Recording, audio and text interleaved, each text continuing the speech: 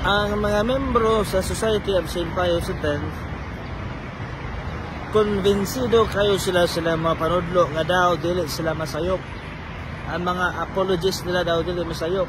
Ang mga pare o obispo sa Society of St. Pius X dili masayop. Murag sila na ang simbahan.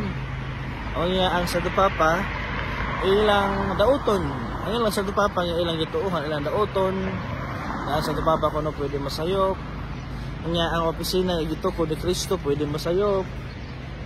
Nga ang opisina nga gitukod sa atong Ginoo pwede magtudlo og mga heresiya, mga tampalasan nga mga sakramento. So kung ang Society of St. Pius X kanay mga pare o kanay mga apologists sa SSPX murag di masayop kung dinsido sila mga ipanudlo, ang nakabaliktad lang niini kay Santo Papa masayop. Pwede masayop ang Santo Papa. Ang Santo Papa nga mao ang bikaryo ni Kristo, ang obispo sa Roma, sumusunod ni San Pedro, pwede masayop. Pwede masayop. Pero ang mga membro, mga apologists o mga pare o mga obispo sa SSPX dili masayop. Nabali na. Ang Santo Papa masayop, pero sila di pwede masayop. Sila mga gipanudlo, na mamao. O niya, mo deklara nga, kita ko ng mga tao nga nagtuong ang simbahan na sa estado sa sede vacante, gawas na ko sa simbahan. O niya, di sila mutuong nga si Francis, na gawas sa simbahan, gawa pa ko nang may deklara. Isang tuod nga, manifest heretic si Francis. Katoliko lang kuno siya gihapon, bisag tuo siya og mga heresiya, katoliko lang siya gihapon kay wa man siya gideklara sa otoridad sa simbahan nga dili siya katoliko.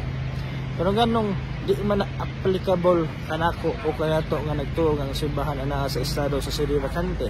Yawa pa may Santo Papa nga bideklara nga si Ariel o kitang mga katoliko nga nagtuo ang estado sa simbahan na sa sede vacante. Wa pa man tagideklara sa simbahan o sa Santo Papa nga excommunicated ta o nahigawas sa simbahan. Nga nung di man na applicable kang Francis, nga applicable man na nato. Nga o may deklara. Kaya di man sila mutuon na ng ipso facto excommunication. Naklaro kayo nga duha ka klase sa excommunication. Ipso facto automatic o naiusa nga ideklara sa simbahan. Kanang abortion. Ipso facto excommunicated kung naghimo ka og abortion ay kinahanglan pa nga i-declare sa simbahan na excommunicated ka kaya di ini man di kuno na applicable ang ipso facto. Ang si Ariel katoliko gapon na bisan ito nagsili vacante ang simbahan, katoliko gapon na kay wa may ipso facto excommunication kung gamito nato ang argumento sa Society of St. Pius X. Mao na ang ilang argumento. Muna may isoon nga pagbantay mo sa mga lingla sa Society of St. Pius X ang Santo Papa masayop pero ang ilang mga apologists o ang ilang mga pare di na hinuon masayop. Nabali na. Si San Pedro, ang Santo Papa maoy gipiyala ni Kristo sa pagpangama sa mga karnero. Dili kay ang mga karnero mao na mahinoy mga mao moatiman sa magbalantay. Baliktad ka na.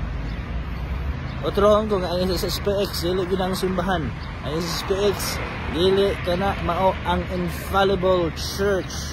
Ang infallible church mao ang simbahan nga gigiyahan sa Santo Papa. Tinuod nga Santo Papa. Aliman nga ang simbahan pwede magtudlo og mga heresiya. O nga ang Santo Papa kuno pwede ko na masayop unya dili infallible kung dili siya magtudlog sakto, kung dili kina mahisubay sa panudlo sa simbahan. So mahog nga apply pa na naho. Apply na naho like as si Ariel katoliko na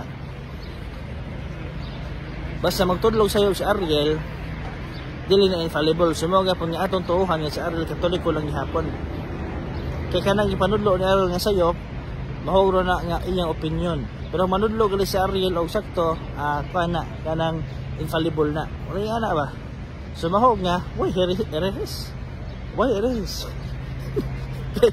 Mao man na ilang panudlo. Why erehis?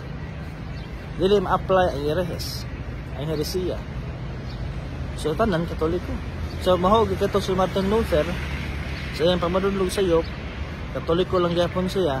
Kay katong iyang pagpanudlo bisag dito sakto, iya man to opinion. So dili ito ma-apply sa tibok simbahan. Mao na ilang panudlo. Mao na may ison. So perting bugnawa din sa syudad sa Santiago, Chile. Ang atong isaulog yung fiesta nitong Hulyo 25.